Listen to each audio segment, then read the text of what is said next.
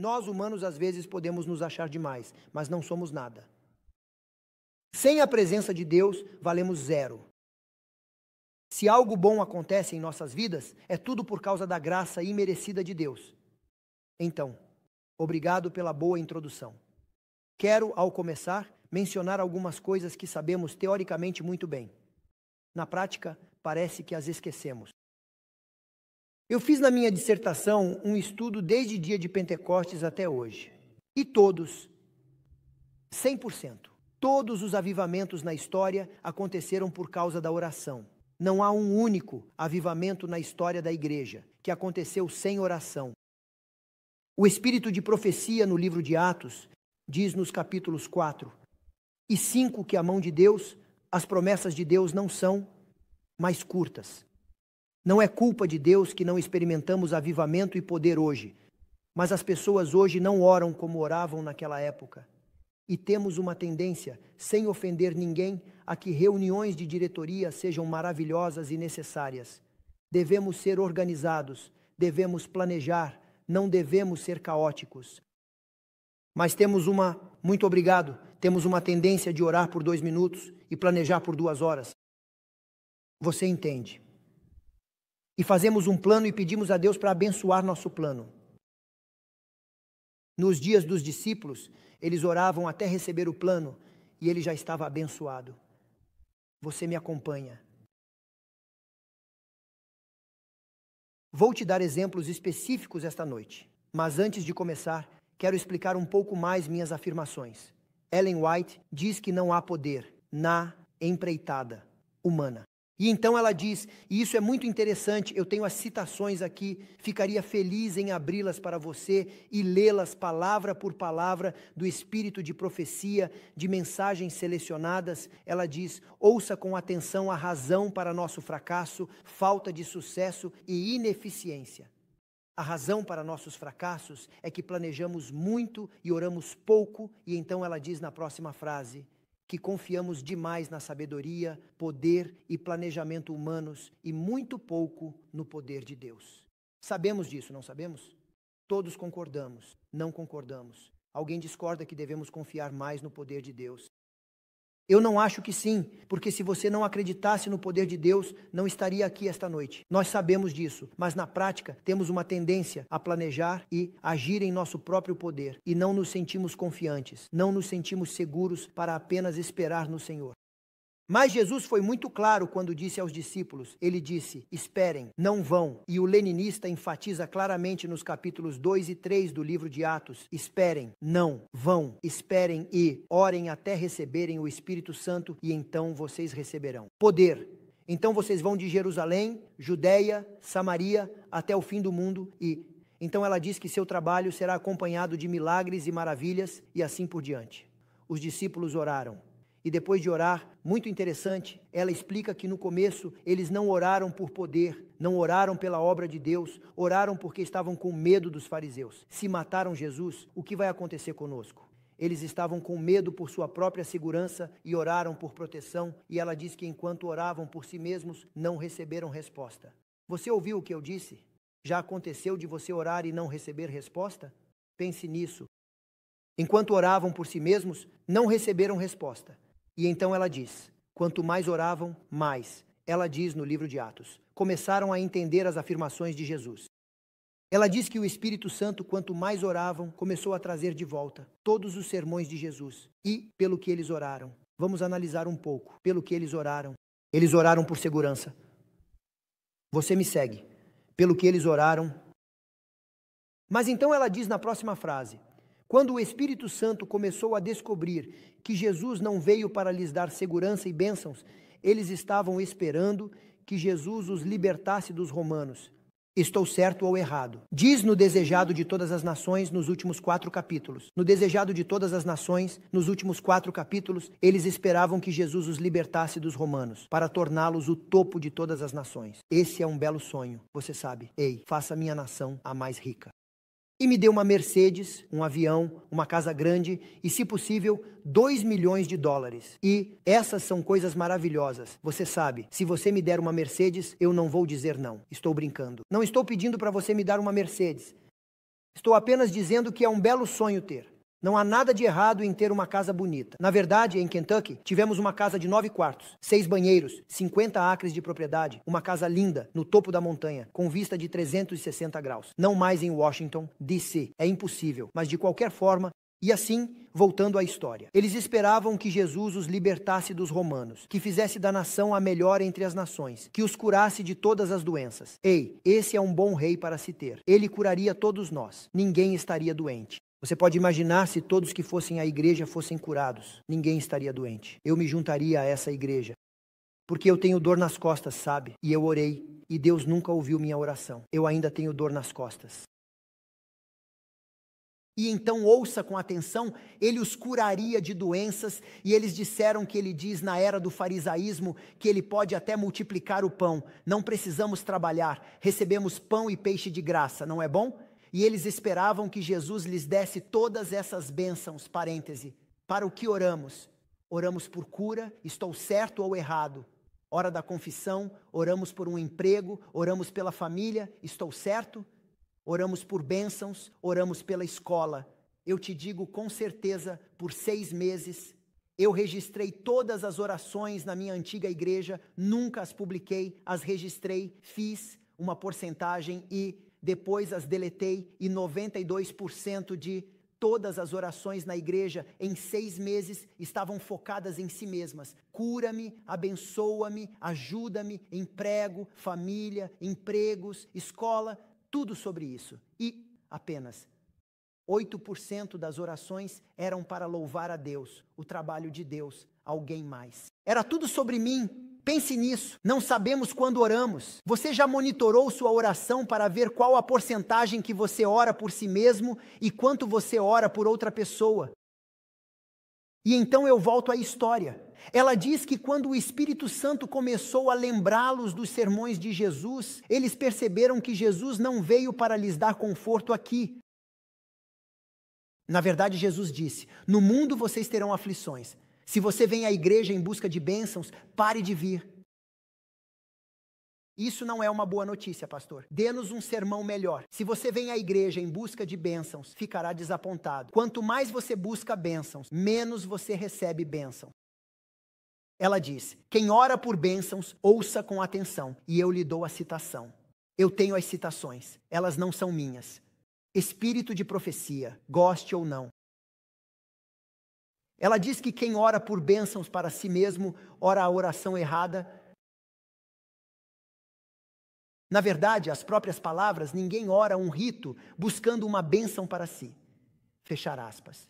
Eu conheço o parágrafo de cor porque eu li tantas vezes e o apresentei tantas vezes. Ninguém ora um rito buscando uma bênção para si. Você sabia disso? Está no espírito de profecia. E ela diz: Deus nunca teve a intenção de que nos concentrássemos em nós mesmos. E então ela diz: é do caráter de Satanás focar em si mesmo. O céu é baseado no alto sacrifício. É do caráter de Satanás focar em si mesmo. Uau! Não seria seguro para Deus nos dar poder quando estamos focando em nós mesmos? Porque Jesus diz: você ora e não recebe resposta porque ora de maneira errada. Você sabe o que significa errado. Você ora para usar de forma egoísta. Abraão, Deus o abençoou. Agora escute, as pessoas param aqui. Bem, Deus abençoou Abraão. Não. Eu fiz um sermão inteiro sobre bênçãos. E não há um lugar na Bíblia que mostre que Deus abençoou alguém, ponto. E ele diz nas próximas palavras, dentro do mesmo parágrafo, Deus abençoou Abraão para que ele pudesse ser uma bênção para todas as nações. Você se lembra dessa parte? Então, por que Deus o abençoou? Para que ele possa ser uma bênção para você. Deus pretende que você cuide dos outros. Amar a Deus com todo o seu coração, toda a sua mente, toda a sua força, toda a sua alma. Tudo o que você tem, tudo o que você é. E amar o seu próximo da mesma forma que você ama a si mesmo. Basicamente, se você orar 1 hora por você, precisa orar 1 hora pelo próximo.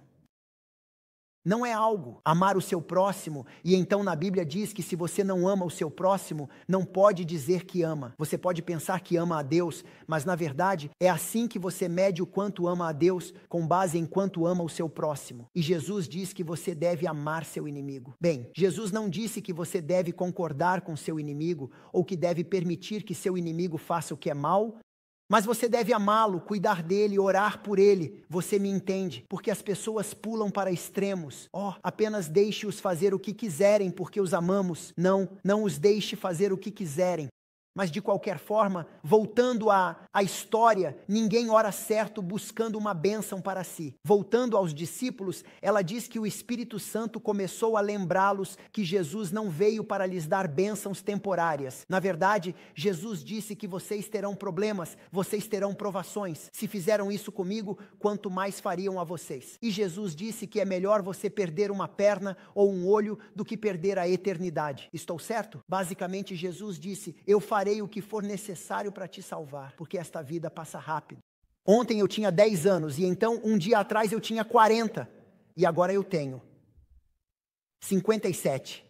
Vida, as moscas, ontem era o ano novo e agora é Natal, você sabe o que estou tentando dizer. A vida passa rápido, e Deus diz que não há benefício em buscar bênçãos para esta vida temporária que voa e perder a eternidade. As bênçãos que a mente humana não pode compreender. Ele não veio para morrer para te dar esta vida. Jesus diz, eu vim para dar-lhes a vida eterna. E então Jesus diz, eu farei o que for necessário para te acordar, porque eu te amo e quero que você esteja comigo no céu para sempre. Eu não quero que você se perca para sempre. Então você terá provações se me seguir. E assim, nessa situação, voltando à história, eles perceberam que, orando, o Espírito Santo diz no livro de Atos, nos capítulos 2, 3 e 4, que o Espírito Santo abriu a mente deles e eles oraram mais e mais. Começaram a entender que Jesus não veio para essas bênçãos temporárias, mas para bênçãos eternas. E então, ela diz que quando pararam de orar por si mesmos, Deus começou a responder suas orações. Você já viu aquele parágrafo. E então, ela diz que eles não oraram apenas por si mesmos, mas pela honra de Deus, pelo trabalho de Deus e pelas pessoas que não conheciam Jesus, para que aceitassem Jesus e fossem salvas. E ela diz que quando começaram a orar pelo trabalho de Deus, então receberam o Espírito Santo. Você já notou essa sequência? Quanto oramos, quantas respostas recebemos? Deixe-me explicar. É uma história simples. Na verdade, complicada. Eu estava orando, quando era jovem, há 200 anos, eu tinha um pequeno negócio de vidro. Eu tinha uma loja onde cortava janelas e as colocava por toda parte. E eu tinha algum dinheiro, um bom dinheiro para aquela época, durante o tempo de Ceausescu, quando o salário médio era de 1.600, 2.000, um bom salário de 2.500. Eu estava ganhando cerca de 5.000 por fim de semana. Isso era um bom dinheiro, eu diria. Porque não era apenas o salário que era bom, mas as pessoas vinham à minha loja porque fechavam uma varanda, fechavam uma casa, construíam uma nova casa no campo e queriam as janelas. E eu sabia como aproveitar os restos e usava cada pedaço de vidro e eu meio que ganhei muitas gorjetas, vamos colocar assim. E eu tinha um bom dinheiro para a minha época. Mas o presidente do país deu uma lei chamada Chintinal, que significava que você precisava produzir em um ano a média, produção média de 5 anos, você precisava produzir a quantidade de 5 anos em um ano, como o Egito, pedindo aos israelitas para produzir mais tijolos com menos palha, você se lembra. E assim, as pequenas pessoas que estavam sobre os trabalhadores queriam parecer bem diante do governo comunista. E eles começaram a nos espancar até a morte. Você precisa trabalhar mais duro. Você precisa trabalhar mais duro. Se você não parecer bem, eu não pareço bem. E se eu não parecer bem, eu perco meu emprego e você perde seu emprego. Eles começaram a nos espancar. E então eles vieram até mim e disseram, Goya, você não trabalha no sábado e no domingo? Eu disse sim, porque a Bíblia diz para dar a César o que é de César e dar a Deus o que é de Deus. Eu dou o sábado a Deus e o domingo a César. E eles disseram, não, você precisa trabalhar ambos, precisa produzir 5 anos em um. Eu disse que estava disposto a vir no domingo, mas não viria no sábado, esse é o dia de Deus. E eu me lembro do cara, ele tinha cabelo muito cacheado, tinha um rosto que era de alguma forma, eu nunca vi nada parecido, afiado, a cabeça dele era pequena em cima e grande aqui assim, você sabe. E aquele cara de cabelo cacheado veio até mim e enquanto falava, ele estava cuspindo, como se você precisasse de um guarda-chuva para se proteger. Ele estava cuspindo e disse: eu vou fazer você trabalhar sábado e domingo, dia e noite, senão eu tenho o poder, vou te colocar na prisão, você não é nada. E seu Deus não é nada. E então ele amaldiçoou Deus, levantou o punho para o céu e usou uma linguagem muito suja. E xingou Deus: vem aqui. E então ele usou algumas palavras: eu quero ver você. E ele disse: você vê, não há Deus. E eu balancei a cabeça e disse: estou feliz que meu Deus é tão paciente. Eu nunca seria. Se eu fosse ele, eu o mataria. Eu disse: estou feliz que meu Deus é tão paciente, porque se meu Deus viesse, seria Hiroshima para você. Você evaporaria. Ele disse: eu vou te evaporar. Ele disse, abre aspas, a faca e o pão, significando que ele pode me cortar da maneira que quiser. Eu faço o que eu quiser com você. Não há Deus para te proteger da minha mão. Eu quero ver aquele Deus que pode te proteger. E ele amaldiçoou Deus e me amaldiçoou. Você virá sábado e domingo e à noite, e você trabalhará.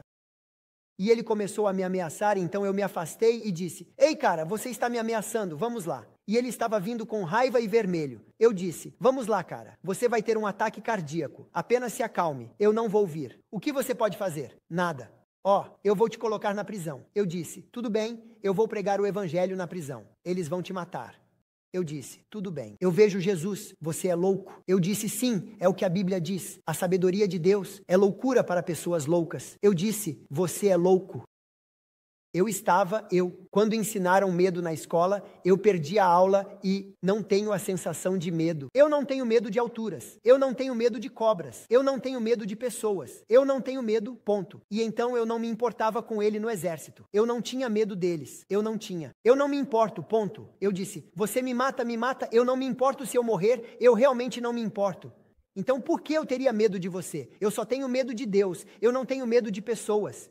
Ele ficou tão bravo. Todo mundo tem medo de mim. Eu sou o representante do Partido Comunista, ele disse. O representante do CC para todo o condado. Todo mundo tem medo de mim. Eu disse: eles não têm cérebro. Por que eu teria medo de você? Ele ficou tão bravo. Eu vou te ensinar uma lição. Ele ficou tão bravo e, resumindo, ele trouxe um vidro que estava danificado. Em um sábado, quando eu não estava no trabalho. O vidro estava danificado, a caixa de madeira estava danificada, podre, destruída. E na segunda-feira, quando fui trabalhar, ele disse que, porque você não veio no sábado, isso se danificou e agora você tem que pagar por isso.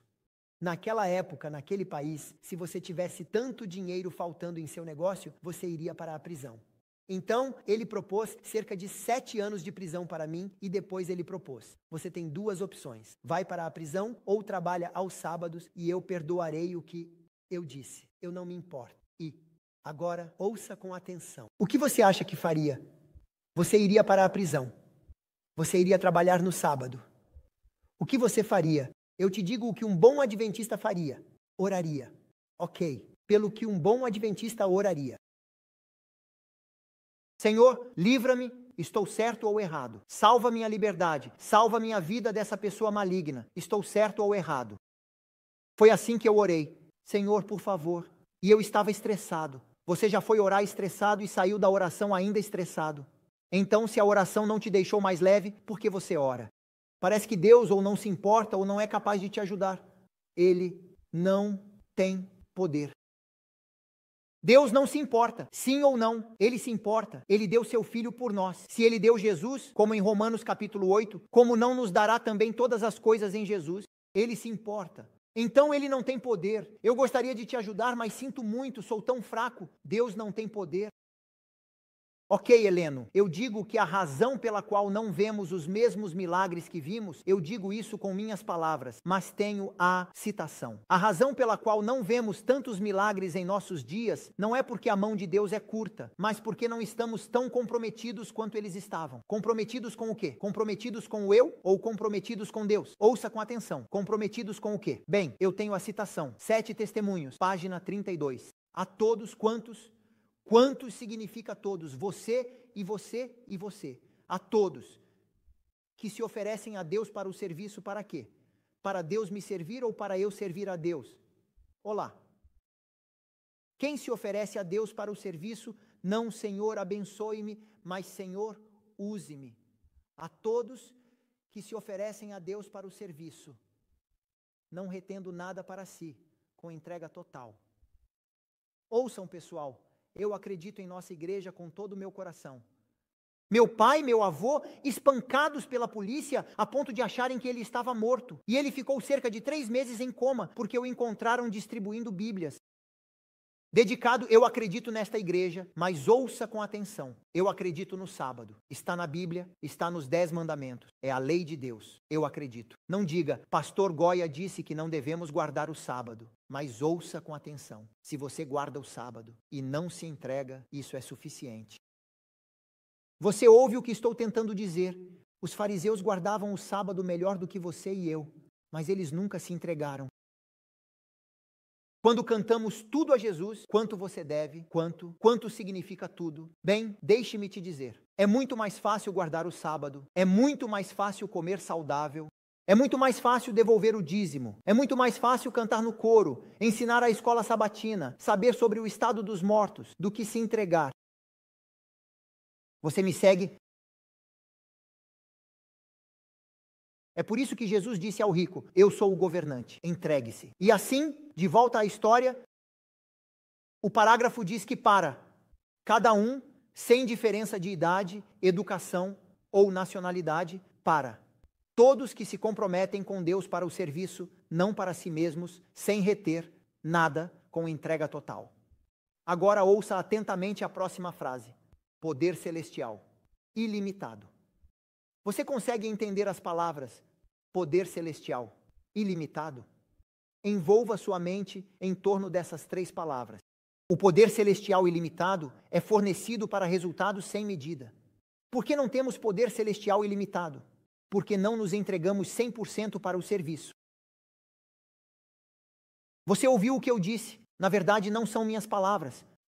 Testemunhos, volume 7, página 32. As páginas 30, 31 e 32 falam tudo sobre entrega e poder. A tristeza dos séculos, 6 capítulos sobre poder. Livro de Atos, 4 capítulos sobre poder. Cada parágrafo, a razão, a igreja não tem poder, é porque não se entrega. A razão, a igreja não tem poder, é porque eles não oram. A razão, a igreja não tem poder, é porque não tem o Espírito Santo.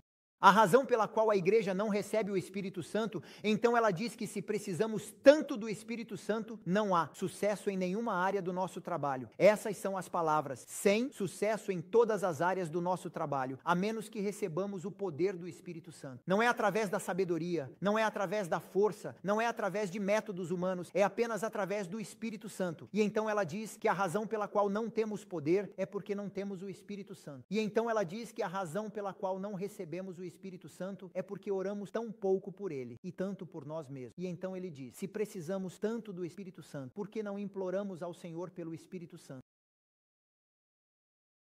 Se o Espírito Santo tem sido o poder que Jesus prometeu, é melhor que eu vá, porque se eu for, eu vos darei o Consolador. Se precisamos de um Consolador, por que não oramos pelo Consolador? Ela diz que a maior e mais urgente entre todas as nossas necessidades é a renovação. E então, na próxima frase, ela diz que a renovação vem quando as pessoas oram pelo Espírito Santo. E então ela diz na próxima frase que o Espírito Santo não vem em vão, mas vem para nos capacitar a cumprir nossa missão, a prestar serviço. E assim, voltando à história, eu fui para casa e orei, salva-me, salva-me, salva-me, salva-me, salva-me, e não obtive resposta. Minha oração estava batendo no teto e voltando para me atingir. Eu orei, não. E então eu fui até meu pai. Estou orando e Deus não responde. E meu pai disse uma citação de memória. Ele disse, cito, para toda oração honesta, uma resposta virá. Isso é do espírito de profecia. Eu tenho a citação no meu seminário. Para quantos? Para toda oração honesta, uma resposta virá. Mas então, na próxima frase, seria errado assumir que Deus responde no tempo que queremos, da maneira que queremos. E então, algumas páginas depois, se você soubesse o fim desde o começo, escolheria o mesmo caminho. E meu pai disse, para cada um, uma oração e uma resposta virão. Mas então meu pai disse, depende do que você ora. Ele diz, o que você orou. Libertação deste homem maligno. Ele quer me colocar na prisão por não trabalhar no sábado. O que vai acontecer comigo? Meu pai disse para mim, bem, imagine se José não fosse para a prisão. Ele teria se tornado o primeiro-ministro do Egito. Eu disse, sim, mas eu não preciso ser primeiro-ministro. Eu só preciso de liberdade. E meu pai disse, imagine se Daniel não fosse um escravo. Você acha que foi divertido ser levado como escravo para a Babilônia? A família dele foi morta. Coloque-se no lugar dele. Se ele não tivesse permitido que Deus o guiasse através dessas provações, ele teria se tornado o primeiro-ministro da Babilônia. E meu pai disse, as pessoas não experimentam grandes milagres, porque elas nunca confiam em Deus para guiá-las em grandes provações. E nunca fazem grandes orações. Uau! Eu não gostava mais do meu pai. E meu pai disse, você fez a oração errada, filho. Você não é o centro do universo. Você se concentra demais em si mesmo, na sua liberdade e no seu conforto. Eu disse, o que você quer que eu ore? Que eu vá para a prisão. Fácil para você dizer, mas e eu? Na prisão. E meu pai me disse, você não acha que Deus te ama mais do que você se ama? Então meu pai leu um parágrafo para mim que é extremamente forte de uma das cartas que Ellen White escreveu. Eu tenho o parágrafo novamente no meu seminário.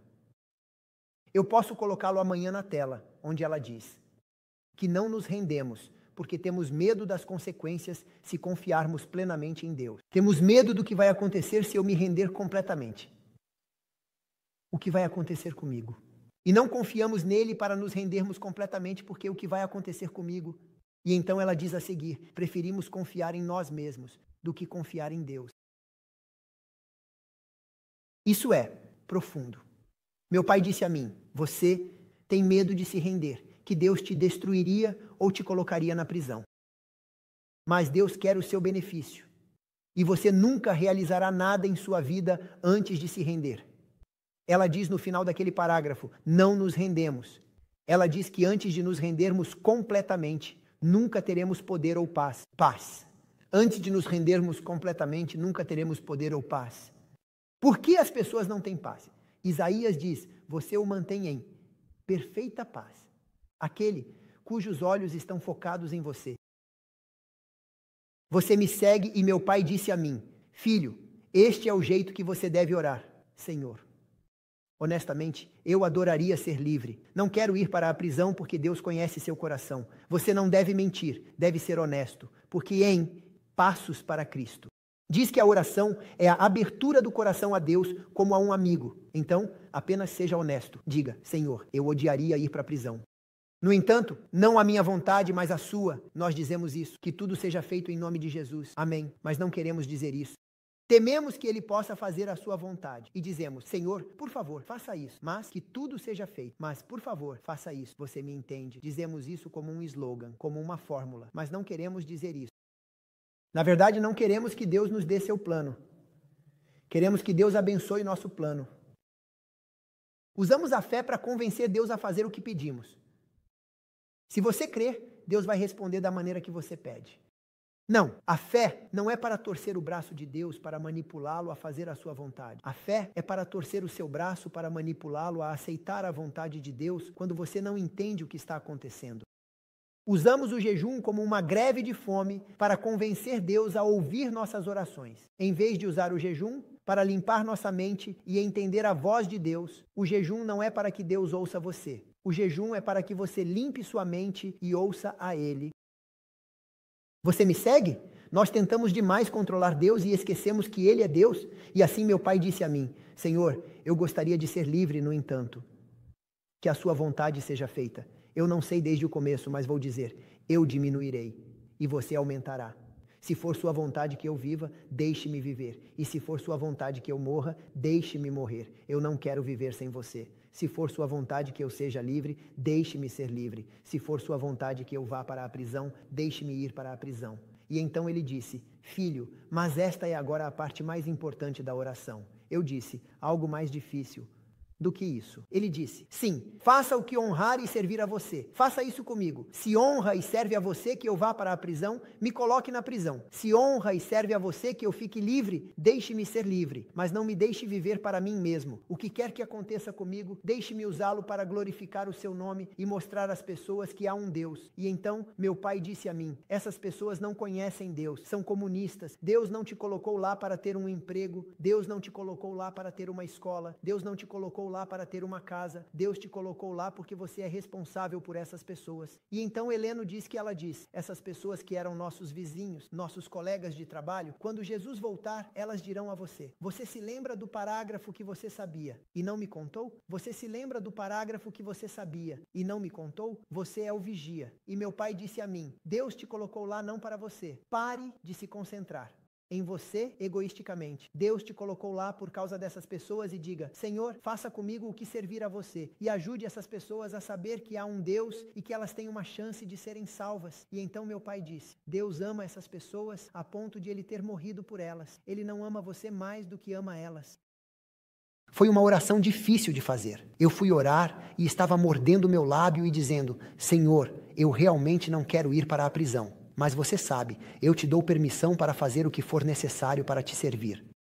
Quando eu disse aquelas palavras difíceis, naquele momento, experimentei pela primeira vez na minha vida, e eu nasci adventista, pela primeira vez na minha vida, uma paz. Como se todo o céu tivesse descido. Eu estava tipo... E instantaneamente, eu não me importei em ir para a prisão. É como se um peso pesado tivesse sido tirado dos meus ombros. E eu pensei, devo continuar orando. Eu senti vontade de cantar. Ah, uma canção, aquela que confia no Senhor. Eu comecei a cantar. Dum. Eu comecei a cantar essa canção. E eu disse, Senhor, você sabe, faça o que quiser comigo. E quanto mais eu dizia, mais eu realmente queria dizer isso. E eu tive paz. E não sabia o que Deus faria, mas eu tinha paz. Eu disse, Senhor, se eu for para a prisão, deixe-me te servir na prisão. Se eu estiver livre, deixe-me te servir livre, mas faça o que fizer. Ajude aquelas pessoas comunistas a saber que há um Deus e que elas terão uma chance de salvação. Eu fui trabalhar, não estava lutando, e ele veio até mim. Você vai trabalhar, você vai vir. Eu disse, isso não vai acontecer. Eu vou te colocar na prisão. Eu não me importo, me coloque na prisão. Você vai quebrar o sábado na prisão. Eu não vou. Eles vão te matar. Estou bem com isso. Você é louco. Ninguém pode te salvar. Eu disse, meu Deus pode me salvar. Mas se ele não salvar, eu morro alegremente. Ele balançou a cabeça. Ele disse, vocês cristãos, vocês não entendem. E eu olhei para ele. Eu disse, não, você não entende. E então Deus me deu luz naquele segundo. Eu disse a ele, escute, você me colocou na prisão. Eu perco, você perde. Ele disse, não, como eu perco? Porque você não faz o Cincinnati, os 5 anos em um. Porque você tem menos pessoas trabalhando. Você me deixa livre. Sábado eu não vou vir. Eu vou vir no domingo. Vou ficar 2, 3 horas a mais todos os dias. Eu vou trabalhar, vou orar para que meu Deus me dê a velocidade do Superman. Eu vou fazer 5 anos em um. Ele disse, isso é impossível. Ninguém pode fazer isso.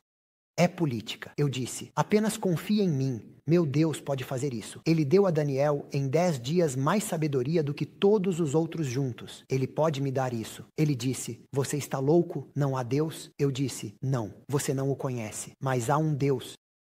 E eu disse, deixe-me levar este vidro quebrado para o armazém, trazer boas caixas de vidro e começar a trabalhar. E você verá, me dê 1 mês de teste.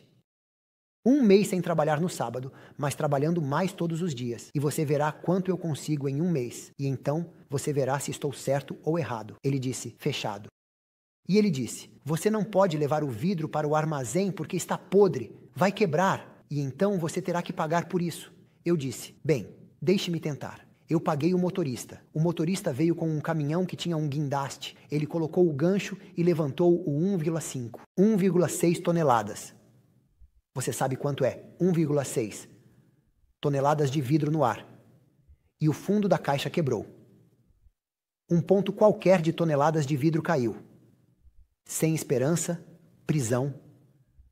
Porque quando você perde tanto valor, ou você paga ou vai para a prisão. Naquele momento, sem eu nem mesmo orar por isso, eu não tive tempo. Foi uma fração de segundo, o vidro parou. No ar, não havia nada acima, não havia nada abaixo. Desafiando a gravidade, 26 chapas, 4 milímetros de espessura, 180 por 220 metros. Todos eles pararam. Na verdade, havia 2 caixas juntas, não uma. Havia 2 caixas que ele pegou com os cabos. Elas pararam no ar. Mais de 100, provavelmente 150 ou mais pessoas, eu não sei, que estavam trabalhando lá em toda aquela cooperação. Todos os negócios, todos os caras consertando os sapatos, o cara consertando as roupas, toda a cooperação, todas as pessoas, todas as senhoras, todas as secretárias, todos eles saíram. E todos eles tinham a boca aberta, como se a terra tivesse parado. Pessoas andando nas ruas, as pessoas não tinham carros. Todos pararam. As pessoas se ajoelharam nas ruas. As pessoas começaram a levantar as mãos e disseram: há um cara no céu, em um país comunista, vendo as pessoas orando na rua. Isso não é comum. Imagine isso acontecendo na Coreia do Norte. Isso não acontece. O cara era amarelo.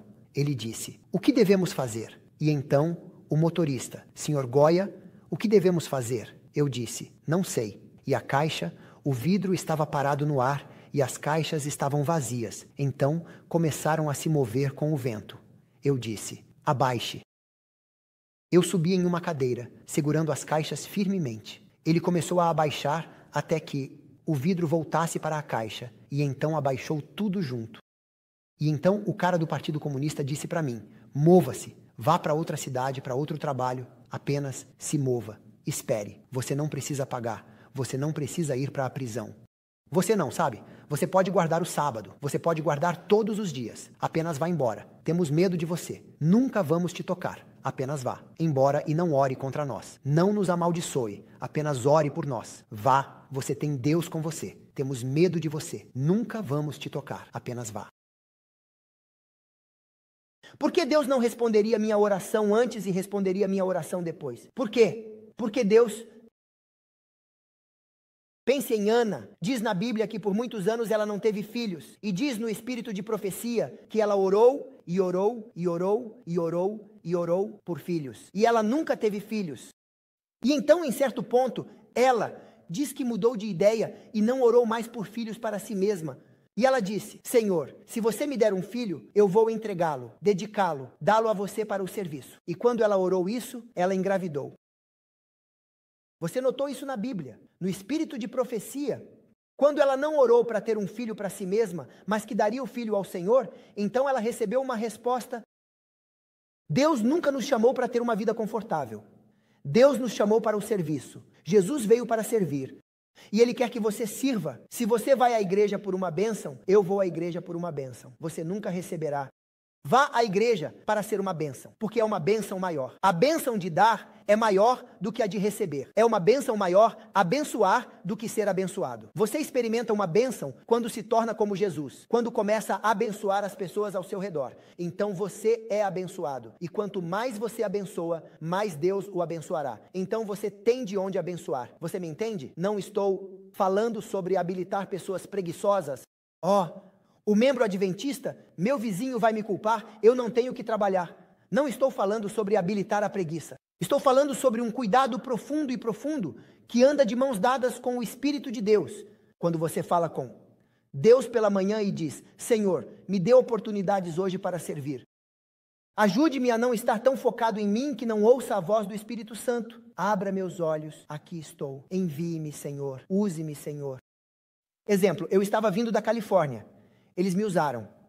Falei às 9, falei às 11, falei às 2, falei às 4, falei às 6, falei na noite de sexta-feira. E então, às 7h30, tive uma reunião com os anciãos e diáconos. Falei 6 ou 7 vezes naquele sábado, não tinha mais forças, estava como um limão espremido, cansado. Quando cheguei do aeroporto, me levaram direto para a igreja para começar a falar. Quando terminei no sábado à noite, tive que correr para o aeroporto para devolver o carro alugado. E meu voo saiu às 11. Basicamente, depois de falar 1 milhão de vezes, peguei o avião e Voei da Califórnia para Atlanta 5 horas e meia. Esperei 2 horas no aeroporto e depois voei mais 1 hora ou algo assim para Baltimore. E então dirigi 1 hora até em casa. Eu estava morto de cansaço. Quando entrei no avião, eu orei: Senhor, por favor, me ajude, que não haja ninguém sentado à minha esquerda ou à minha direita, que este banco fique vazio, para que eu possa descansar. E Deus falou na minha mente: essa oração é para você ou para mim? E bem, é para mim, mas estou cansado. E o Senhor disse: quem te dá saúde? Incrível, toda vez que você vai ao médico, eles dizem que seu colesterol está perfeito, seu açúcar está perfeito, você está saudável. Nós ficamos admirados. Quem te dá saúde? Eu disse: você. Por que você se preocupa? Você não deveria me colocar em primeiro lugar e deixar que eu me preocupe com você. E então veio à minha mente a oração da profecia espiritual. Deus te chamou para servir. Coma. Enquanto você continuar servindo, não precisa se defender. Seu Deus lutará por você. Faça seu trabalho e deixe Deus cuidar de você. Eu disse: Senhor, tudo bem, eu me arrependo. Se você tiver alguém em grande necessidade, coloque-o ao meu lado. Assim que eu disse isso, uma mulher grande sentou à minha direita e uma mulher grande sentou à minha esquerda, e elas me apertaram como sardinhas na lata. Eu não conseguia me mover.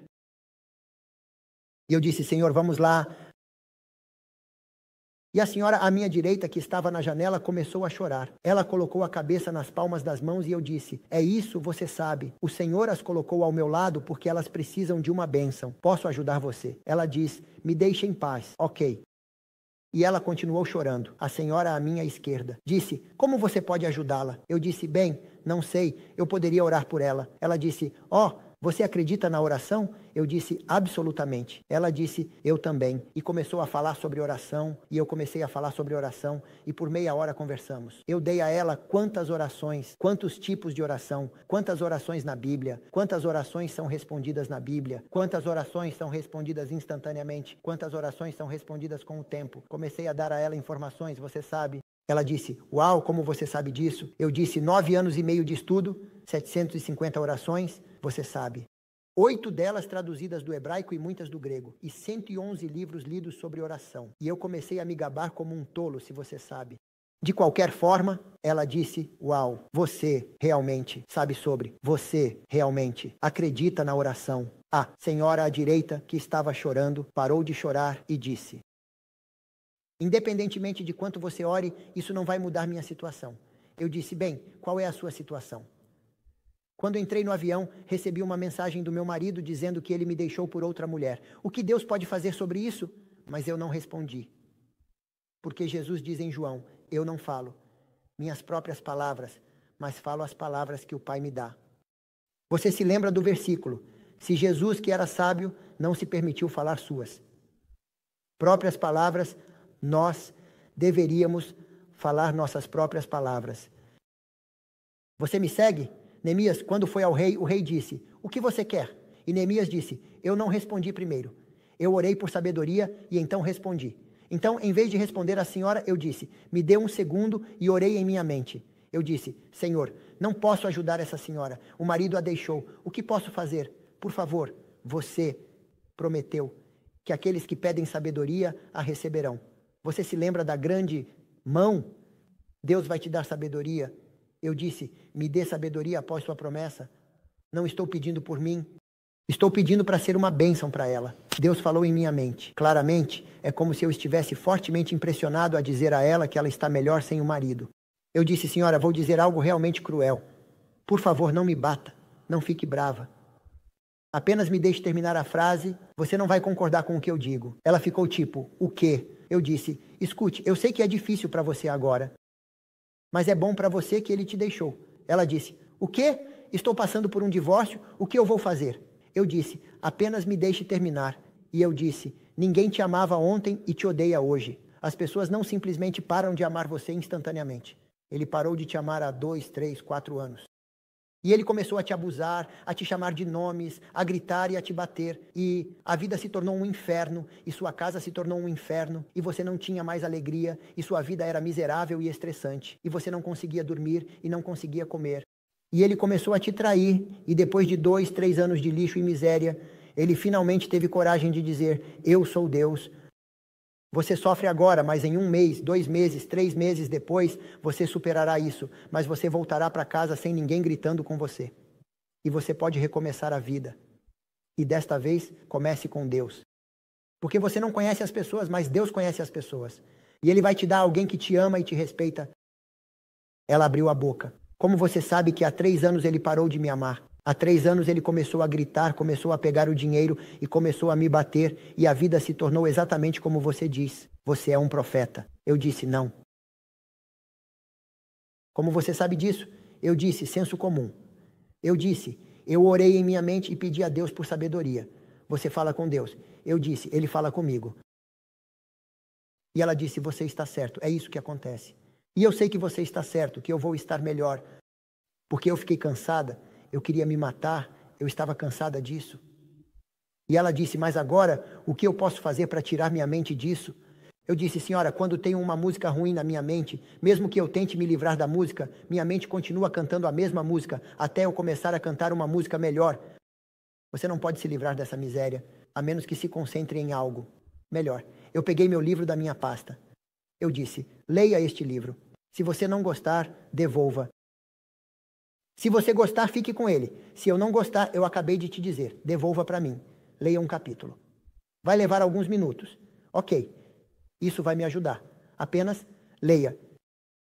Ela leu 1 capítulo, 2 capítulos, 3 capítulos. Quando chegamos a Atlanta, ela estava me abraçando, rindo, chorando, me abraçando, rindo, chorando, me beijando. Eu disse, chega, apenas continue lendo. Quando chegamos a Atlanta, ela disse, posso ficar com ele? Eu disse, você gostou? Sim.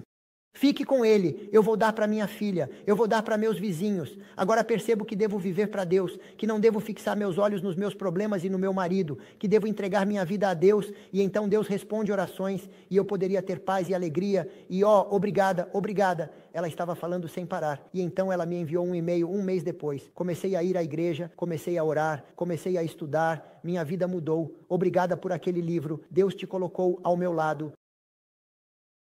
Todas as coisas funcionam. E se eu os visse vindo ao meu lado e eu me mudasse para um banco atrás para ficar confortável? Você me acompanha. Eu não teria experimentado aquele milagre. Teria. Porque nós, nossa sociedade, somos tão egocêntricos que ninguém se importa com os outros. Se me faz sentir bem, não me importo com meu cônjuge. Você me acompanha. Se me faz sentir bem, não me importo com meu vizinho. Não estou falando sobre permitir o mal. Não confunda isso. Estou falando sobre andar com Cristo e ter a sabedoria que o Espírito Santo te dá a cada momento, dependendo de Cristo. Enoque andou com Deus. Enoque andou com Deus. Abraão andou com Deus. José, Daniel, você nomeia, todos eles andaram com Deus. Porque nós não? Deus nunca mudou. Elenoite explica, você sabe o que é estar com Deus. E então ela diz que ele estava continuamente vivendo na consciência da presença de Deus, dependendo de Deus em cada momento. Não deveríamos estar cientes de sua presença e depender dele? Não falar antes de conversar com ele? Não agir antes de falar com ele? Como nossas vidas mudariam? Como nossas famílias, como nossas igrejas mudariam se os cristãos adventistas andassem com Cristo? Você me acompanha? A propósito, esta é a introdução que eu queria dar a um sermão sobre crescimento através da oração. E quero contar uma história antes de começar, e eu termino a história e nunca começo o sermão. Na verdade, quero te contar como uma igreja pode crescer de nada para gigantesca. Em pouco tempo, minha antiga igreja tinha 90 pessoas frequentando, 100. Crescimento por 72 anos, de acordo com os registros da conferência. Igreja dividida em 3 grupos lutando entre si. 11 pessoas fazendo todos os trabalhos. Um grupo muito liberal, um grupo muito conservador, um grupo que não acredita no Espírito Santo. Eu poderia te dar bastante informação.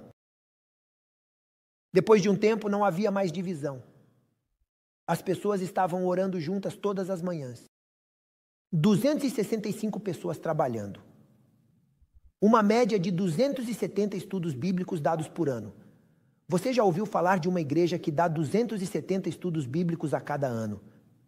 Você já ouviu isso antes. Uma média de 50 batismos por ano. 50. A igreja passou de 90 para isso, para aquilo. 4, 5 anos depois, tínhamos 340 membros frequentando. A retenção na divisão norte-americana é de cerca de 47%. De cada 100, 53% deixam a igreja e 47% permanecem. Nossa retenção foi de 98%. Batizamos, por exemplo, em um ano, 51. Um saiu, 50 permaneceram. Todos trabalhando, sem pessoas preguiçosas. A igreja foi totalmente transformada. Nossos programas de seminários de sermão foram ouvidos de cerca de 80 países. Tivemos uma média de 400 mil downloads por mês, a cada mês durante 5 anos. 400 mil downloads por mês em todo o mundo. Você consegue entender isso? Por meio da oração, nos reuníamos na minha casa e orávamos. Depois íamos para a floresta e orávamos por 2 horas pelo Espírito Santo, dizendo: Senhor, use-nos, não temos poder, dê-nos seu Espírito para servir. Eles vieram até mim e disseram: queremos pintar a igreja. Eu disse: me dê o plano de Deus para vocês. Queremos pintar a igreja e começar pontualmente às 9h30 e terminar pontualmente ao meio-dia. Eu disse: esse é o seu plano, me dê o plano de Deus. Meu Deus é grande, vocês vieram com um plano pequeno, vocês são pequenos, têm um plano pequeno, me dê um grande plano, um plano do tamanho de Deus. Eles dizem: mas o que podemos fazer de grande? Orem. Longa história. Não vou contar porque não temos mais tempo. Eles foram para a floresta. Voltaram. Queremos pintar a igreja. Eu digo: voltem para a floresta. Não voltem antes de terem um grande plano. Algo louco. A menos que seja algo louco como construir uma arca, salvar o mundo. Algo grande. Salvar Israel do Egito sem um exército. Gideão, vá contra uma grande multidão com 300 pessoas e 100 armas. Me deu um grande plano louco. Então é o plano de Deus. Eles voltaram para a floresta. Voltaram depois de 2 horas. Pastor, queremos alcançar o mundo. Sabemos que é louco. Nossa igreja é pequena. O mundo é grande. Queremos alcançar o mundo. Eu disse: esse é o plano de Deus. Próximo. Queremos ter televisão. Queremos ter rádio. Queremos fazer muito. Queremos batizar 50 pessoas por ano. Eu disse: apenas 3 flechas. Vocês deveriam ter disparado 10 flechas, não apenas 3. Vocês me seguem. Todas essas longas histórias foram realizadas. 50 batismos por ano, alcançando o mundo. Recebemos uma média de 100 a 130 e-mails por dia durante 5 anos de todo o mundo. Igrejas, 6 igrejas nas Filipinas, 2 igrejas na Alemanha, uma igreja na Austrália, uma igreja... Nossa igreja, suas mensagens transformou. Nossa experiência na igreja, batizamos muitos. Igrejas ao redor de nossas famílias, eu queria me matar. Eu estava ouvindo um dos sermões, me batizei, agora sirvo, dou estudo bíblico. Outra, eu poderia te dar história após história. Recebemos tantos e-mails. Só me dê as histórias fortes. Apenas me dê as grandes histórias. Eu poderia te contar uma história. Eu estava pregando e logo após eu começar o sermão, uma senhora veio até a porta dos fundos. Ela tinha calças pretas, caídas até aqui. Você sabe do que estou falando? Uma grande corrente aqui. Anéis, anéis, anéis, anéis, anéis, anéis, anéis, anéis, anéis, anéis, anéis, anéis por todo lado. Anéis, anéis, anéis, anéis, correntes, correntes. Quero dizer, aquela senhora, se ela fosse ao aeroporto, bip, bip, bip, bip, bip, todas as máquinas apenas, você sabe, quero dizer, anéis por toda parte. O cabelo estava raspado aqui e era grande aqui. Era rosa, azul, vermelho ou algo assim, amarelo, verde. Eu não lembro das cores. Ela disse: vamos lá, fique longe da minha igreja, você sabe. Quero dizer, e ela entrou na igreja. E eu quase parei de pregar, quase, uau, você sabe, ela é boa para um museu ou algo assim. E ela entrou pela porta e eu continuei pregando. Quando terminei o sermão e começamos a cantar o hino de encerramento, ela saiu. Ela não ficou para a oração, não ficou para a canção. Obviamente não queria falar com as pessoas, queria ficar sozinha. Mas tínhamos uma política em nossa igreja. Ninguém entrava por aquela porta sem ser orado. E durante os intervalos, você via pessoas no corredor orando juntas, umas pelas outras. Então eu corro atrás dela. A santa pensou que eu não conseguiria aguentar, provavelmente. Eu vou ao banheiro ou algo assim. Eu corro atrás dela. Ela me vê. Ela corre para o carro. Eu corro atrás dela. Ela abre a porta, eu fecho a porta. Ela diz, eu quero ir para casa. Eu disse, não se preocupe, eu não vou te levar para a minha casa. Eu deixo você ir para casa. Fale um pouco. Ela diz, eu não quero falar. Eu disse, então fique quieta. Eu falo. Ela diz, eu não quero ouvir. Eu não acredito em Deus. Agora, quando as pessoas fazem uma afirmação, não discuta com elas, você perde. Elas vão discutir de volta. Jesus nunca discutiu com os fariseus. O que ele fez? Ele fez uma pergunta contrária, deixou-os responder a própria pergunta. Você me segue? O que eu não acredito em Deus, eu oro por sabedoria. E em vez de dizer, por favor, acredite em Deus, eu disse, você está bêbada. Ela disse, o quê? Você me ouviu? Não, eu não estou bêbada. Não, eu não estou bêbada. Sim, você está... Não, eu disse, sim, não, sim. Por que você diz que eu estou bêbada? Você disse que não acredita em Deus. Sim, eu não acredito. Mas você veio à igreja. Sim, eu vim. O que você está fazendo aqui? Se você não acredita em Deus, você está bêbada. Isto é um cinema, não é? É uma igreja. Você não vê a placa. Se você não acredita em Deus, a menos que você esteja bêbada, eu vou à igreja. O que você está fazendo aqui se não acredita em Deus? Ele disse, agora eu entendi. Eu não estou bêbada, acredito em Deus. Eu só não acredito em oração. Bem, eu concordo com você. Você concorda? Sim. Deus nunca responderá a sua oração. Ela disse, o quê? Eu disse, você tem olhos azuis. Deus odeia pessoas com olhos azuis. Você precisa ter olhos castanhos como eu e Deus vai responder suas orações. Ela diz, você é louco, pastor. Deus responde a toda oração independentemente da cor dos olhos. Eu disse, entendi. Você me disse que não acredita em oração e agora me diz que Deus responde a toda oração. Decida-se. Você me encurralou de novo.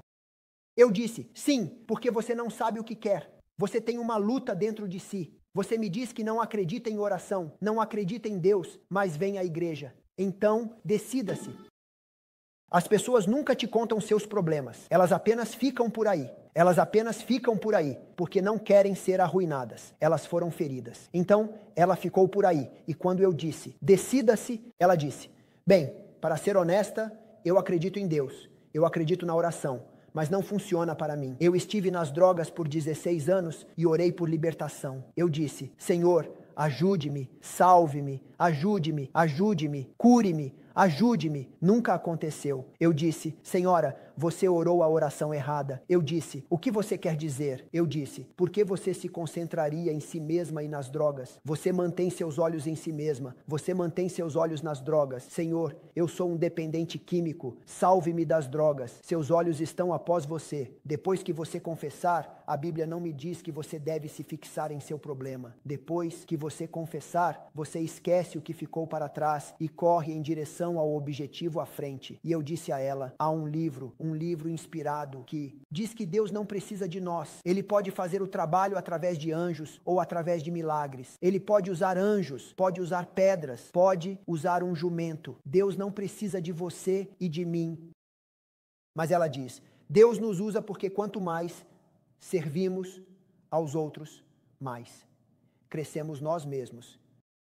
E então, ela diz na próxima frase, quando servimos aos outros, nos tornamos cada vez mais como Jesus que veio para servir, até que copiamos seu caráter e o serviço muda os servos. Não é lindo? Eu disse, Senhora, você se concentra demais em si mesma. Eu quero que você, quando orar, diga, Senhor, eu sou um dependente químico, perdoe-me. E eu te dou permissão para fazer comigo o que você quiser, para me perdoar e me mudar. Mas enquanto isso, não vou me concentrar em mim. Vou sair e salvar alguém, uma alma preciosa, porque você os ama também, não apenas a mim.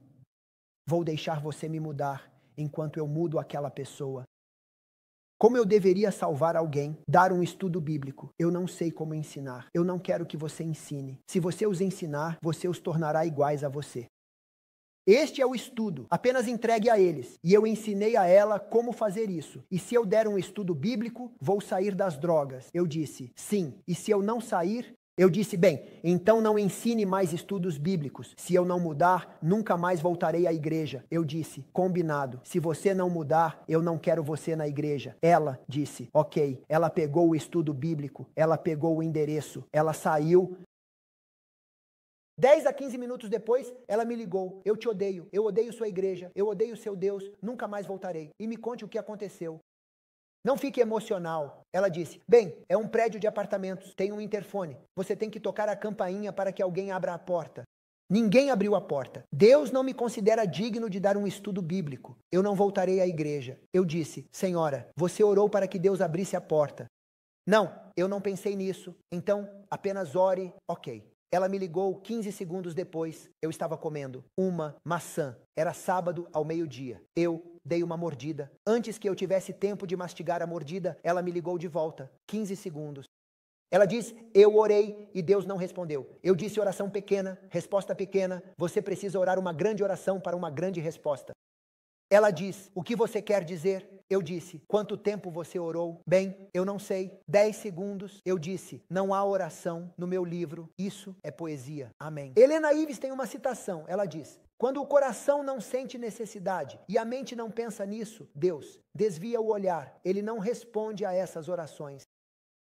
Olá, ela disse. Bem, quanto tempo você quer que eu ore? 10 minutos. Como uma virtude, 10 minutos. Eu disse, muito simples, até a porta abrir. Ela disse, bem, quanto tempo? Coloque em tempo, 15 minutos. Eu disse, até a porta abrir e você dar um estudo bíblico. E se a porta não abrir, simples, você continua orando. Quanto tempo? Eu disse, senhora, você não sabe inglês. Até a porta abrir. E se a porta não abrir, você continua orando, você fica no carro esta noite, fica amanhã, não vai trabalhar, não come, não dorme, você se aposenta, morre no carro. Então você diz, Senhor, me mate, eu não vou me mover como Elias, eu não vou me mover daqui antes que a chuva venha. Me mate se você quiser me matar, mas aqui estou. Ela diz, você quer que eu leve a oração tão a sério? Sim. Não devemos levar a oração a sério? Eu disse. Senhora, estou me perguntando agora, estou tendo uma segunda opinião. Você sabe como você orou antes? Porque você me disse que devo levar a oração tão a sério. Entre no carro e ore até a porta abrir. Eu disse, este é meu pacto com você. Enquanto você orar, eu oro. Eu não vou para casa, eu não vou dormir, eu não vou comer. Eu vou orar no meu escritório. Se você orar 2 dias, eu oro 2 dias. E você me liga quando a porta abrir. E é assim que você ora. Se você realmente quer uma resposta, é assim que você ora, como Jacó. Amém. Você quer uma resposta, é assim que você ora. Você diz, uau, esse é um tipo diferente de religião. Eu nunca ouvi falar disso. Porque a religião não tem poder. Essa é a resposta. Ela entrou no carro, eu entrei no meu escritório. Começamos a orar por volta das 12h30. Ela me ligou às 17h15. Eu orei por quase 5 horas. 4 horas e 45 minutos. Eu estava com fome. Ela diz, pastor, chorando, pastor, você não vai acreditar no que aconteceu. Eu disse, senhora, não me dê introduções, estou com fome. Apenas me diga o que aconteceu. Ela diz, pastor, eu disse, apenas vá direto ao assunto, porque as pessoas lhe dão flores e falam muito e não dizem nada. Apenas vá direto ao ponto. O que aconteceu? Ela diz, eu orei por cerca de 10 minutos, a oração mais bonita que minha mãe me ensinou. Eu oro por 10 minutos, poesia, lá, amém. A oração mais bonita que minha mãe me ensinou, e eu não obtive resposta, e eu fiquei frustrado, e eu abri os olhos e disse, Senhor, eu sei que sou um pecador, eu sei que não mereço, mas, por favor, deixe-me fazer um estudo bíblico, porque o pastor disse que se eu parar de me concentrar em mim mesmo, e me concentrar em você, e me concentrar nos outros, você vai me mudar. Mas eu continuar olhando para você, não para mim mesmo, não para meus problemas, mas eu servir aos outros. Você me fará crescer. Por favor, deixe-me servir. Por favor, deixe-me ser como você. Por favor, deixe-me fazer um estudo bíblico. Se você me matar, não vou me mover daqui, ela disse. Quando eu orei dessa forma e abri meu coração e minha frustração, ela disse que a porta se abriu e o grande homem afro-americano, alto, de jaqueta de couro e cabelo em rabo de cavalo, com uma cabeça de esqueleto nas costas, foi até o container de lixo para pegar seu lixo. E ela disse que eu parei de orar e corri. Eu disse, você pode, por favor, me deixar ir ao apartamento 14 para dar a eles um estudo bíblico? Ele disse, por que você não toca a campainha? Eu fiz, mas ninguém estava em casa, então não vou deixar você entrar. Por favor, deixe-me. Eu só coloquei o estudo bíblico debaixo da porta. Ele disse, não, senhora, não vou deixar você entrar. E a propósito, estou bravo com você, senhora. Ela disse, bravo comigo? Você nem me conhece. Eu pedi um estudo bíblico. Quando os convites chegaram pelo correio, eu pedi especificamente um estudo bíblico e ninguém veio. Estou bravo com vocês, pessoas da igreja. Vocês prometem e não cumprem. Ela diz, estou aqui. Posso te dar o estudo bíblico. Não me importo para quem dou um estudo bíblico, contanto que eu dê um estudo bíblico. Ele diz, entre. Não. O pastor me disse da primeira vez para não entrar, para te dar o estudo bíblico e sair. Na segunda vez, para te dar o estudo bíblico e eu oro por você e saio. Na terceira vez, eu te dou o estudo bíblico e entro, mas é a primeira vez que não devo entrar. Ela conhecia a lição e então ele diz, entre. Eu nunca tive a Bíblia na minha vida, não sei como estudar a Bíblia. Você oferece o estudo bíblico, agora entre e me ensine um estudo bíblico. Ela diz, pastor, eu entrei. Entramos no apartamento dele. Ele disse, sente-se, eu me sentei. Sabe o que ele fez? Ele se levantou e saiu. E eu estava sozinho no apartamento dele. Depois de 10 minutos eu estava pronto para sair. Ele voltou com mais 11 caras. Todos caras grandes, jaqueta de couro, rabo de cavalo, gangue de motociclistas. E ela diz, eu estava com medo pela minha própria segurança. E eu disse, me proteja desses caras. E você sabe o que eles fizeram. Eu disse, me diga o que eles fizeram. Estou com fome. Ela disse, pastor, ele disse a eles, pessoal, sentem-se. Na semana passada conversamos. Estamos juntos há 40 anos. Estivemos nas drogas a vida toda. As drogas vão nos matar. E na primeira vez, depois que conversamos pela primeira vez na minha vida, eu orei e disse, se há um Deus no céu e você pode me ouvir, por favor, mande um anjo para nos ajudar a nos livrar das drogas. E Deus enviou um anjo. Ela está aqui, ouçam-na. Ela vai ensinar vocês a se livrarem das drogas. E ela disse, pastor, eu comecei a chorar. E eu disse a ele, eu não sou um anjo, eu também estou nas drogas. Estou nas drogas há 16 anos.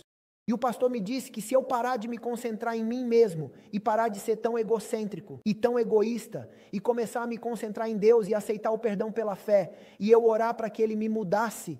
E enquanto isso, em vez de cuidar de mim mesmo, começo a servir e salvar os outros ao meu redor. Quanto mais eu trabalho para eles, mais Deus vai trabalhar comigo. Então ela disse, eu acho que se vocês querem se livrar das drogas, pessoal, precisam começar a dar estudos bíblicos.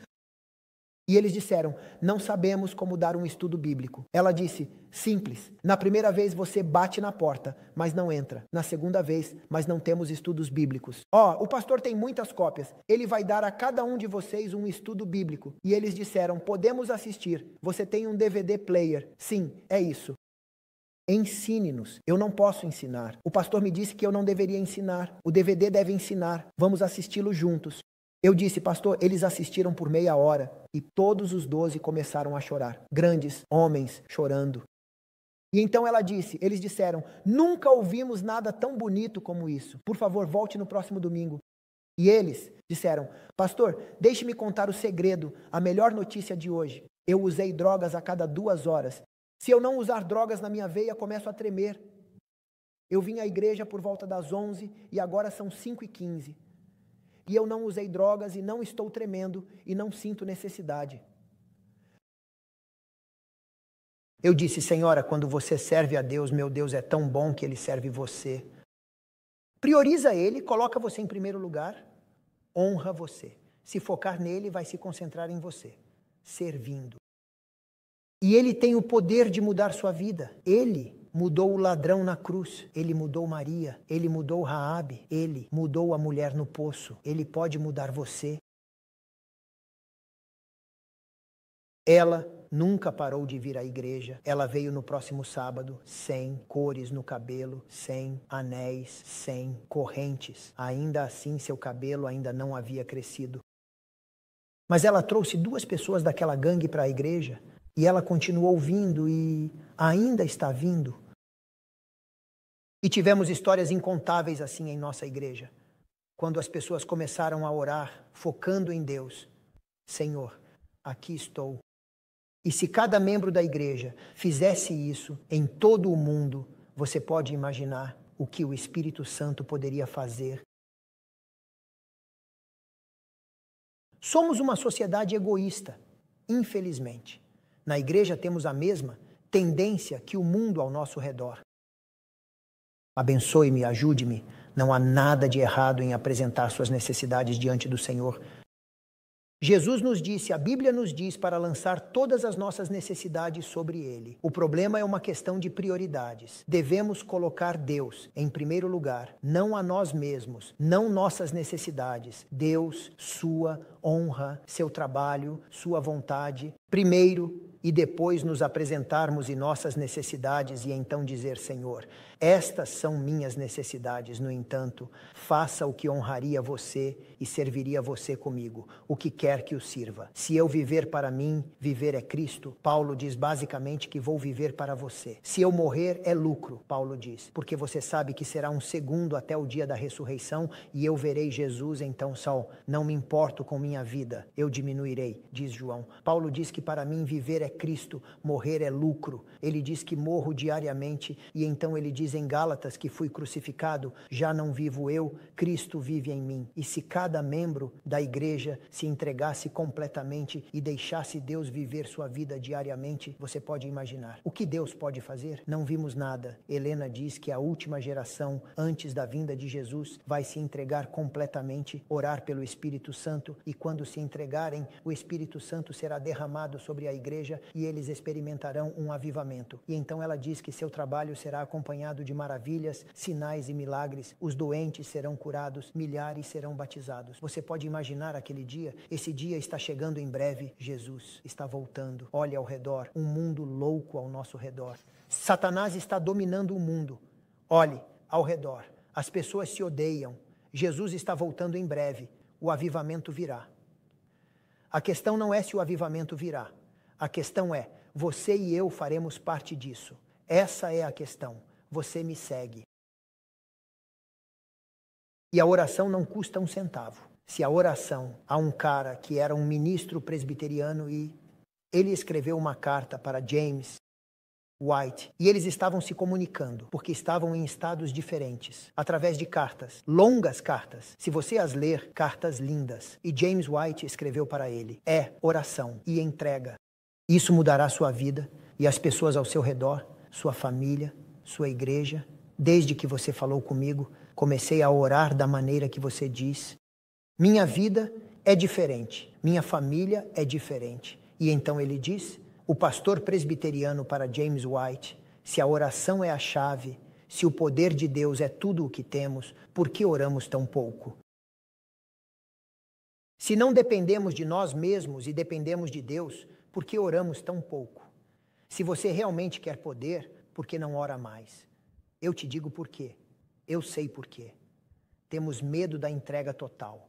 Então oramos com medida, nos entregamos com medida. Queremos manter algum controle. E a carta diz, antes de você se entregar, nunca teremos vitória, poder ou paz. A razão pela qual a canção diz, tudo a Jesus, eu me entrego tudo a Ele. Deus não precisa da sua casa, Deus não precisa do seu dinheiro, Deus possui o gado em 1000 montanhas, Deus não precisa do seu carro, a propósito, ele voa. Deus não precisa das suas coisas, Deus precisa do seu coração inteiro. Isso significa que se Deus disser hoje, mova-se como Abraão, você se move. Se Deus disser amanhã, sacrifique seu filho. Se Deus dissesse que sua sogra seria fácil, mas ele disse seu filho, você sabe, você sacrifica seu filho. Se Deus disser, compre uma casa.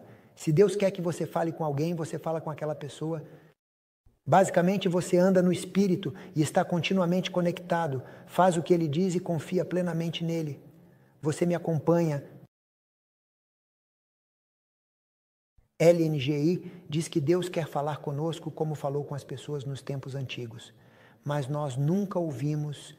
O espírito de profecia diz que nesta era, quando toda voz está silenciada, a quietude de nossa alma torna possível ouvir a voz de Deus. Ele diz, aquietai-vos e sabei. Você se lembra da citação? Jesus diz, minhas ovelhas conhecem a minha voz. Apocalipse diz, aquele que tem ouvidos para ouvir, Ouça o que o Espírito Santo diz. Isaías diz: você ouvirá uma voz atrás de você dizendo: este é o caminho, e assim por diante. Eu tenho 3 sermões inteiros sobre ouvir a voz de Deus. As pessoas sempre ficam presas, nunca ouvem. Você me acompanha? E esse é um assunto totalmente diferente que não vamos abordar esta noite. Precisamos terminar com oração. Não se preocupe em ouvir a voz de Deus. Não se preocupe com milagres. Não se preocupe com grandes coisas. O que você precisa se preocupar é em começar a orar mais. Se você ora por 5 minutos, não ore por 4 horas. É como alguém que nunca nadou mais de 10 metros e agora quer nadar 10 milhas. Você vai se afogar. Você nunca levantou pesos e agora quer levantar 200 libras. Isso vai te matar. Se você começar orando por 5 minutos, mas depois de um mês aumentar para 10 minutos, e depois de um mês, você aprende a orar, desenvolve paixão. Ellen White diz: quanto mais você ora, mais você entende a oração e ama a oração. Quando você desenvolve uma paixão pela oração, dobre o tempo de 10 para 20 minutos. Um mês depois, vá para meia hora. Podemos conversar mais. Ellen White diz em Testemunhos, volume 6, que oração não é quando falamos. Ela diz que a oração é um diálogo. É uma conversa quando você fala e Deus fala. Na próxima frase, ele diz que a oração e o estudo da palavra não devem se separar, porque através da oração falamos com Deus e através da palavra Deus fala conosco. Portanto, a oração não é apenas quando você ora, louva, estuda, lê e pensa. Quando você lê, você ouve, Deus fala com você. Você ora, fala com Ele e depois reflete. Ele diz: Jacó, você foi ao campo para meditar. Ellen White explica que devemos refletir sobre a palavra de Deus. Você pensa sobre isso e então ora, e depois lê, e depois digere, e assim por diante. Assim, você dá a Deus a chance de falar com você. Falamos disso depois. O seminário de oração leva cerca de 10 a 11 horas e não temos tempo neste fim de semana. Mas comece pequeno, mas continue crescendo. Não se preocupe em mudar a si mesmo. Você não pode mudar. Você pode ser capaz de mudar seu comportamento, mas você nunca mudará seu coração. Mas Deus prometeu lhe dar um novo coração. E Deus não mente. O que você precisa fazer, em vez de tentar mudar a si mesmo, é tentar ser cheio do Espírito Santo. Porque Illinois diz que apenas o Espírito Santo pode mudar nossos corações. Ele nos convenceria do pecado. Você se lembra? Ela explica no livro de Atos. Ela explica lá como o Espírito Santo trabalha na transformação. Então, apenas esteja cheio de sua presença e Ele fará o que você não pode fazer, ok? Vamos terminar com uma oração. Vou te dar aproximadamente 1 minuto. Então você ora em silêncio e você diz: Senhor, eu não posso fazer isso com meu poder e estou pedindo sua ajuda, mas eu faço um compromisso hoje. Vou começar a orar mais. Vou começar a me concentrar mais em você. Ajude-me, Senhor, porque eu tenho a tendência de esquecer. Lembre-me amanhã, e lembre-me no domingo, e lembre-me na terça. E se eu esquecer, lembre-me novamente, ok? Então tire 1 minuto e ore, e depois eu farei uma oração de encerramento. Pai no céu, viemos à sua presença e agradecemos pelo seu amor, sua paciência, sua graça e compaixão que excedem nossa compreensão humana. Agradecemos pelo privilégio da oração, de vir à sua presença, o Deus do universo, e de abrir nossos corações e ter a promessa de que você ouve e se importa. Pai, por favor, ensine-nos a orar e nos dê a disciplina de nos comprometer com a oração. E ajude-nos a passar mais tempo com você a ponto de conhecê-lo mais. E confiarmos mais em você. E aprendermos a andar com você e a depender de você. Pai, por favor, ajude-nos a ser preenchidos com a sua presença, a ser preenchidos com o seu Espírito e a permitir que você nos use para ser uma bênção para as pessoas, famílias ao nosso redor, pessoas ao nosso redor, pela igreja, pela sociedade, para refletir o caráter de Jesus, a ponto de que, quando as pessoas nos veem, vejam você em nós. Por favor, abençoe essas pessoas aqui e as que ouvem online. Abençoe essas famílias, abençoe esta igreja.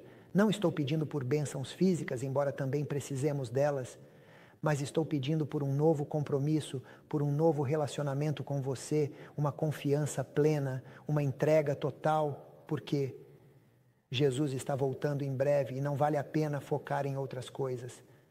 Pai, complete nossa oração, porque você sabe exatamente o que precisamos e nos ama. Confiamos em você, confiamos em seu poder. Por favor, ande com seu espírito, coisas que não podemos fazer, e ajude-nos a não nos concentrar em nós mesmos e a não nos desanimar porque não conseguimos mudar, mas a focar em você e em seu poder, e em sua promessa e em seu amor. Pai, complete nossa oração. Oramos em nome precioso de Jesus e em seus méritos apenas, e acreditamos em você e agradecemos. Amém.